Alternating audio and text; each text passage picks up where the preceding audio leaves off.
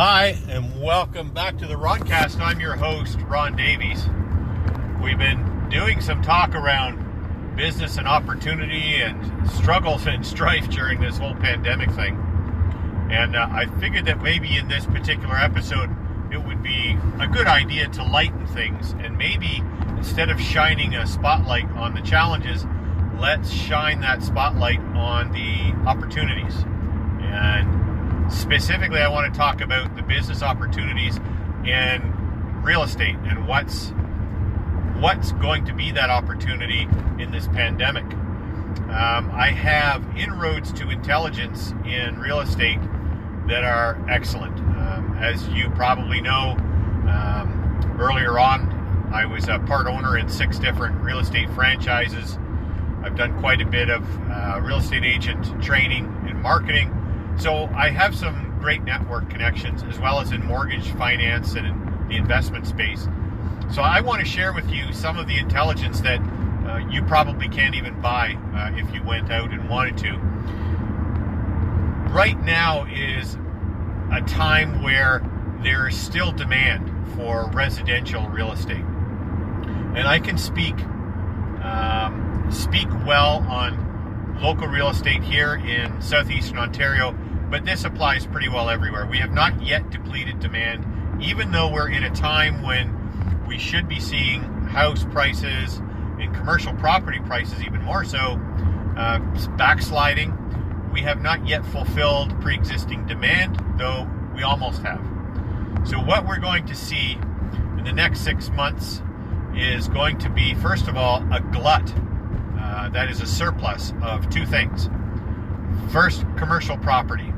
So commercial properties are going to get discounted. And the next you're going to see will be recreational property. So when you have a downturn, recession, particularly a prolonged recession and a mandated recession in this case, what happens is Joe Consumer starts to cut the fat, right? He starts to pad his war chest and tries to spend more wisely.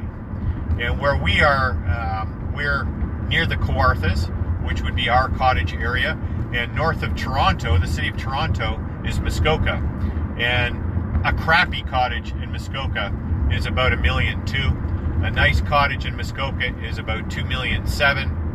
And these people are paying tax and paying mortgages on these properties that have appreciated rapidly. But now we're going to see that turn, simply because the owners have to cut the fat. Commercial is a different story. Right now, there are federal and provincial incentives to help the small business and the medium-sized business up to, say, $2.5 million in annual payroll to survive. But those are one-time. These are generally one-time deals. And all this is really doing, it's a really bad plan, to be honest, particularly what the federal government in Canada has done. We appreciate it because we've been able to help so many small businesses apply and receive those monies. But the reality is all they're doing is extending the cash reserves of companies that are going to be insolvent in 6 months anyway.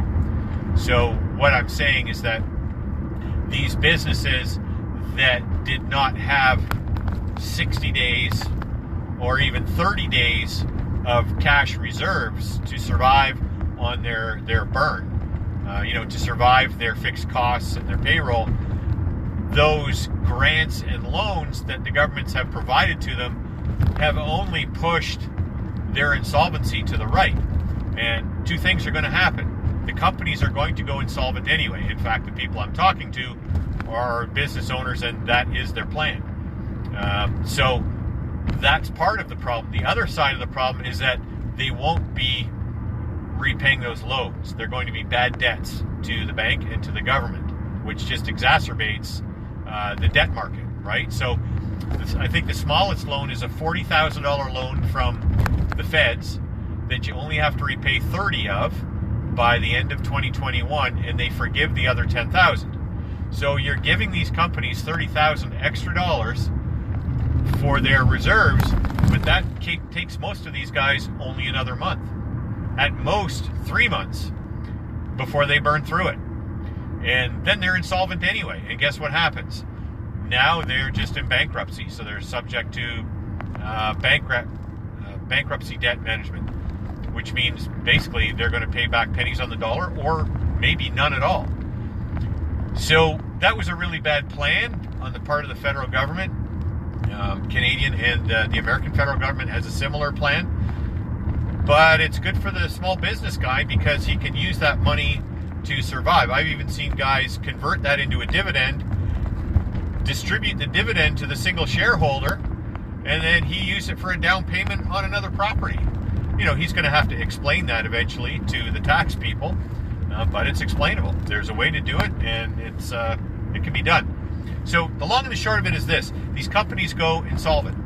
Whether they get the grants or not, they become insolvent. They don't have the cash reserves. They can't make payroll. They can't pay for all those fixed costs on buildings. So now the buildings are empty.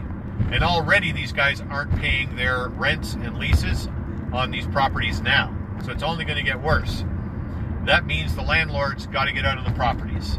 And lots of landlords have to get out of commercial property. Right now, you would be hard-pressed to get commercial mortgages in Canada at under 7 or 8%. And chances are, within 3 months, they're going to be over 10%. If you can get a commercial mortgage. Why do you think that is? Well, I'll tell you. That is because they already see the writing on the wall.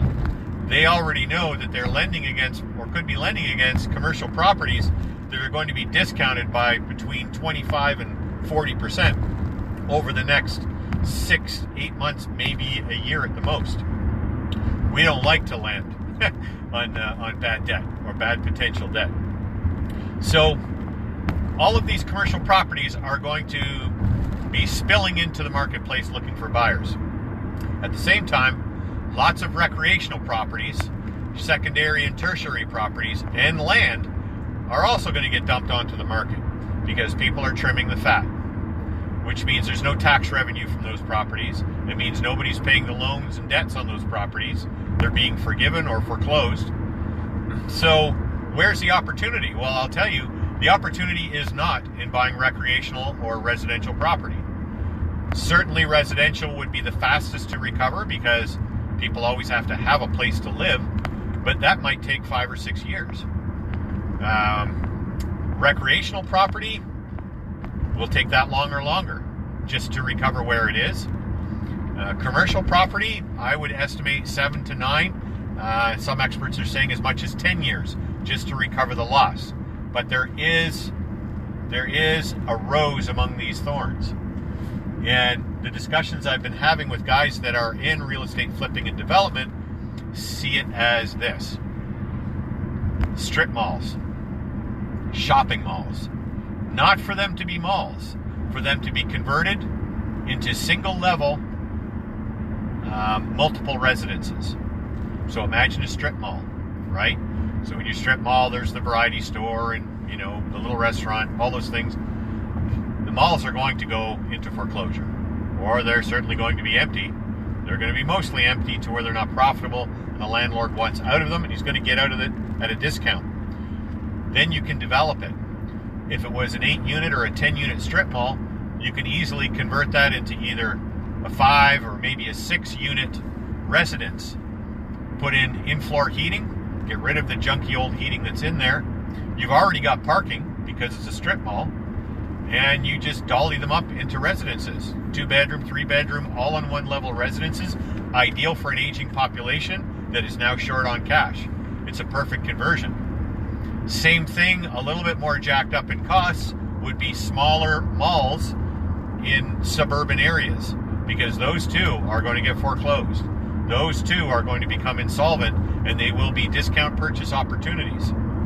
Again, the parking is already there. A lot of the infrastructure is there.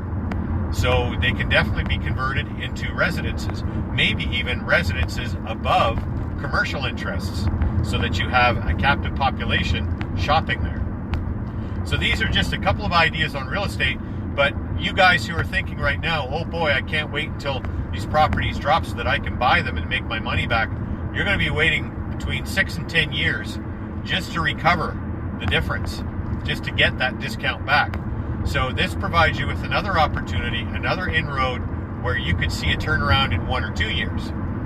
So I wanted to shine that flashlight on the opportunity here in COVID-19 as it relates specifically to real estate, residential, commercial, and recreational. Honestly, on recreational, I don't even know where the opportunity would be there, because recreational real estate, at least where we live here, is already far too bloated, far overvalued, and far overtaxed. So I think it will be a long time until recreational real estate takes as much interest to us. So that's where we are for today. Make sure that you subscribe, and please leave a review or a comment. And if you leave your email address in your review or comment on iTunes or iHeartRadio, wherever you are, I will send you a $5 Starbucks gift card so you can have a coffee on me. And just stick around. Lots of cool stuff to come. Have a wonderful weekend. I'm your host, Ron Davies. Bye for now. Welcome to the Roncast, where entrepreneurs find killer tips, techniques, and tools to start and growth hack any business. Brought to you by one of Canada's favorite business personalities, Ron Davies. Enjoy the show.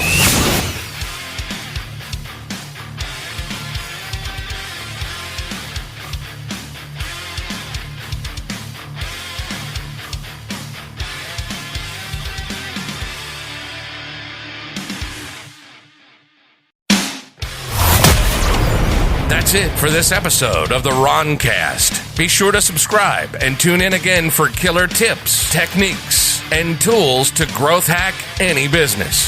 We hope you've enjoyed the show.